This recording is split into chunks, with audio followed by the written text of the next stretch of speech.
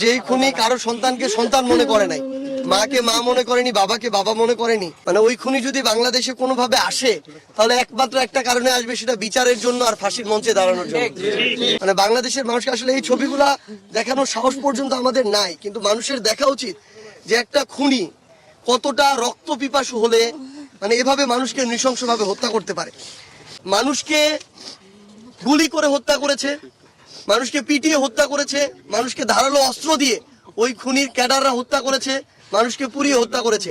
এরপরে এমন রায়ের বাজার কবরস্থানের মতো জায়গায় এনে গণকবর দিয়েছে, একসাথে 100-150 মানুষকে এনে কবর দিয়েছে।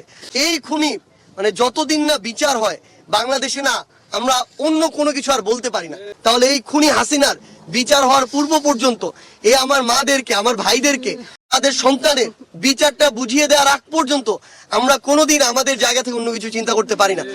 আমি দয়া করে বাংলাদেশের সকলে যারা আছে, বিশেষত বিচার বিভাগ, আইন বিভাগ এবং বাংলাদেশের রাজনৈতিক দলগুলোকে আমাদের জায়গা থেকে অনুরোধ করব যে দয়া করে আমরা এই খুনি হাসিনার বিচারটা আগে নিশ্চিত করি।